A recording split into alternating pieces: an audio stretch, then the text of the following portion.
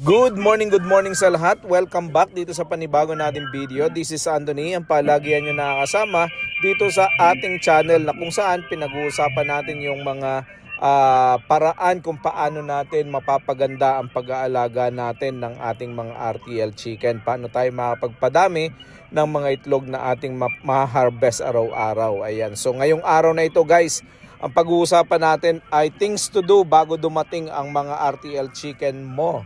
Ayan, so nang sa ganon ay maging maayos ang preparation. Ang lahat ng yan, pag-usapan natin pagkatapos ng isang maikling intro.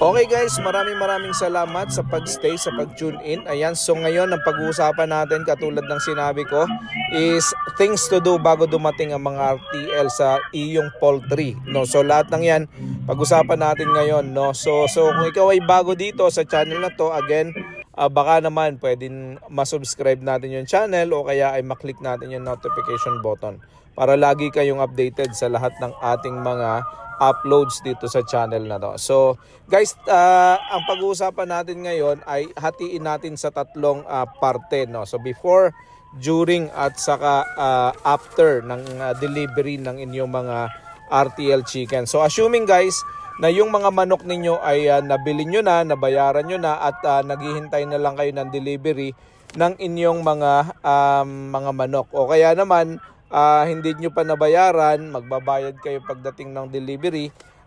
Ano yung mga dapat ninyong ihanda, no? Ano yung mga dapat ninyong ihanda?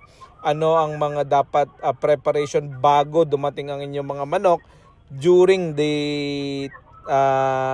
during the transfer ng inyong mga manok mula dun sa delivery at saka after na ma-transfer, no? At after na mailagay na sa mga cages ang inyong mga manok. So unang-una guys, before is dapat nakahanda na ang kulungan ng inyong mga manok. So whether yan ay kahoy, kawayan, whether yan ay galvanized na cages, ang paglalagyan ninyo, dapat ang unang-una nyong ginagawa is na-disinfect nyo na yan. So ang isa sa mga preparation ng mga kulungan natin is yung disinfection ng ating mga kulungan. So dapat na-sprayan nyo na yan ng pang-disinfect, no. Kami ang ginawa namin nung bago dumating ang aming mga manok, nilagyan namin nilinis namin yung buong mga kulungan, tapos nilinis namin yung mga sahig, winugasan namin ng mga Sonrox, mga ganyan. In-spray namin ng Sonrox yung mga cages at ipin-repair namin, no. So dapat malinis yan at maayos yung inyong mga kulungan. Ikalawa, test your automatic drinker. Dapat gumagana na. Nalagyan nyo na ng fresh water yung mga lalagyan ng tubig. Tapos yan ay tinitest nyo na isa-isa yung mga nipple drinkers, no? Yung mga automatic drinkers ninyo. Dapat na-check nyo na rin yan para na sa ganon, lahat ng mga manok na dadating, lahat sila makakainom, no? Meron kasing minsan ay hindi gumagana kapag hindi natin na-check. Then may manok na hindi makakainom ng maayos, no? So dapat ay na-check na natin lahat yan bago pa dumating ang ating mga manok. The next one is ihanda ninyo yung kanilang mga kakainin. Yung dapat naka-ready na yung mga feeds na inyong ipapakain sa inyong mga manok. Hindi nyo bibilhin yan after ma-deliver. Dapat meron na. So kapag dumating ang ating mga manok, yan ay 16 weeks. At least dapat 16 weeks, no?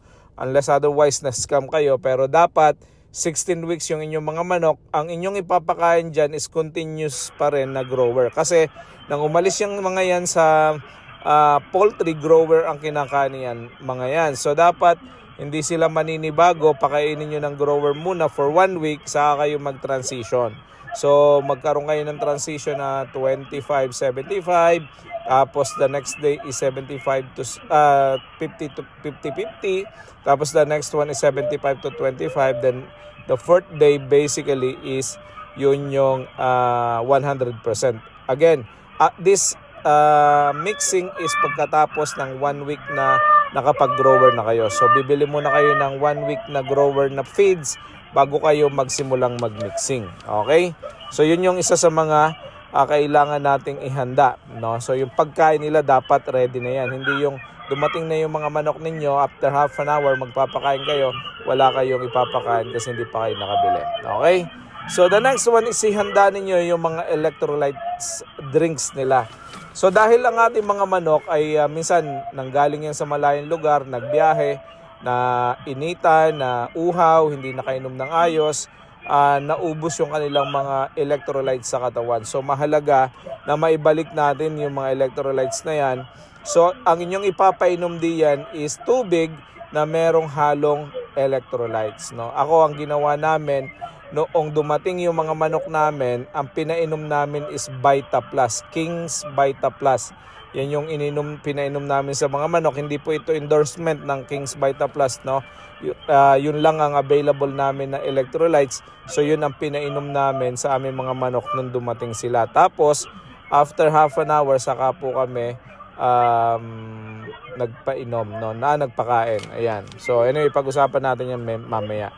I-check kung ang lahat ng ilaw ay gumagana. So kalimitan nagta-travel ang ating mga manok ng gabi na. So dadating yan minsan gabi na sa inyo. So kailangan ihanda ninyo din yung mga ilaw na gagamitin nila. So kailangan naka-ready na yan, dapat gumagana. I-check nyo na kung ayos yung mga yan. So okay. So yan yung before, no? During, habang dinideliver, no, dapat pag na-deliver na, ilagay natin sa mga cages yan, dapat ay pagpahingahin natin ang mga manok ng 30 minutes, no?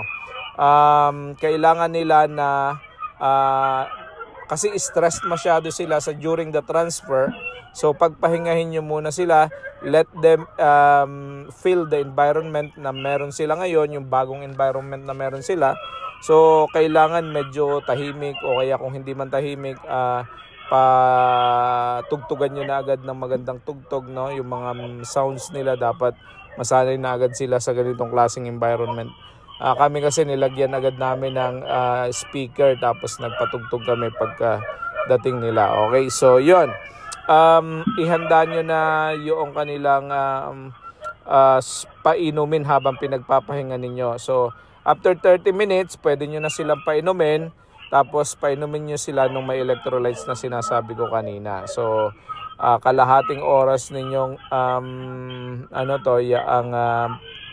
pagpahingahin, tapos painumin after that. No, so pagka nakainom na sila, syempre uhaw na uhaw yung mga yan. Saka ninyo sila pakainin after 30 minutes. No, wag niyo biglain na pakainin agad. Hayaan nyo muna sila makapagpahinga, makainom, tapos pag nakainom na after 30 minutes, pakainin nyo sila, no? So bigay nyo na yung binili nyong feeds, na ihanda nyong feeds na grower, no? So normally ang pinapakain natin dyan sa mga bagong pullets is mga nasa around 70 to 90 grams per day, no? So bigyan nyo na sila ng pakain sa kung 90 grams kung gabi dumating, lagyan nyo na ng 90 grams, tapos hayaan nyo sila na kumain ng kumain hanggang sa mabusog sila, tapos kinabukasan nyo na gawin yung umaga at hapon na pakain, no? So yun ang inyong gawin. Anyway, lahat ng to ay hindi ito lahat technical, no? So ito ay mga experience namin sa farm na ginawa namin, na ibinabahagi ko lamang sa inyo. Okay?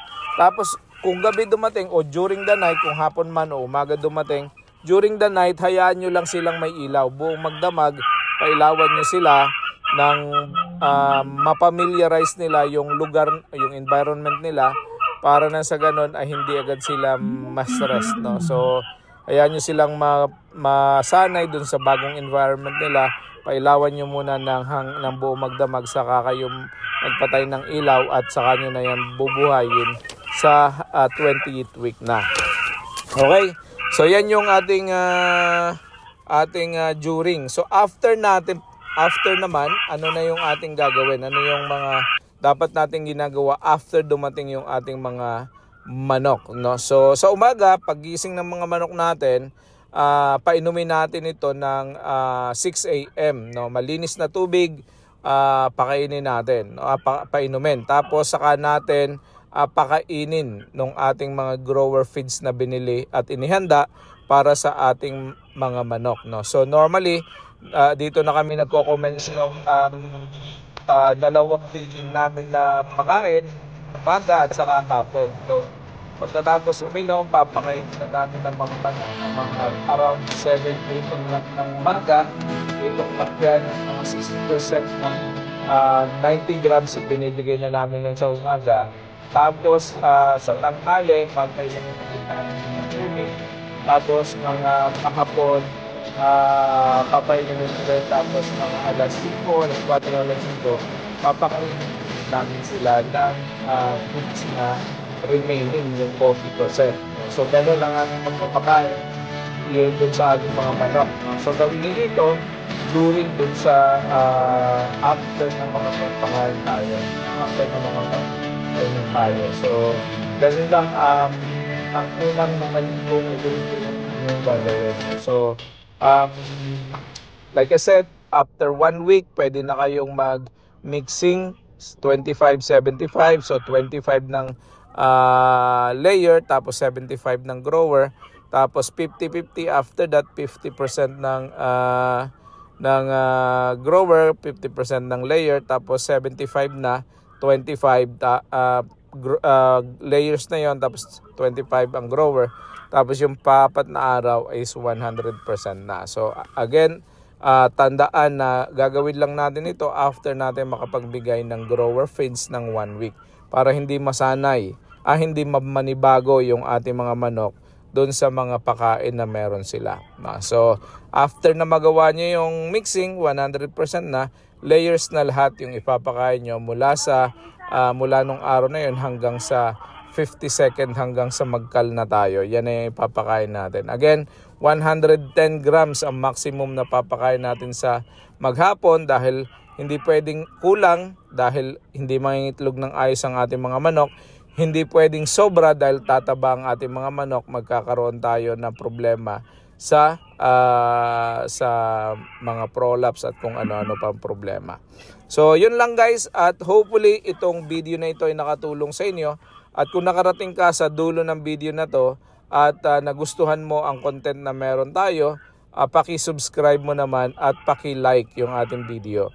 At kung meron kang paraan ng pagpiprepare ng yung mga dapat ginagawa bago dumating, during na nagtatransfer at after dumating yung ating mga manok na hindi namin pinapractice, paki-comment mo naman sa ating comment section below para mas maintindihan din ng iba yung ginagawa nila. So maraming mga options at paraan kung paano nagpiprepare bago dumating ang mga RTL ay mas maganda, no? So yun guys, maraming salamat. God bless and see you all sa susunod na video. Bye bye.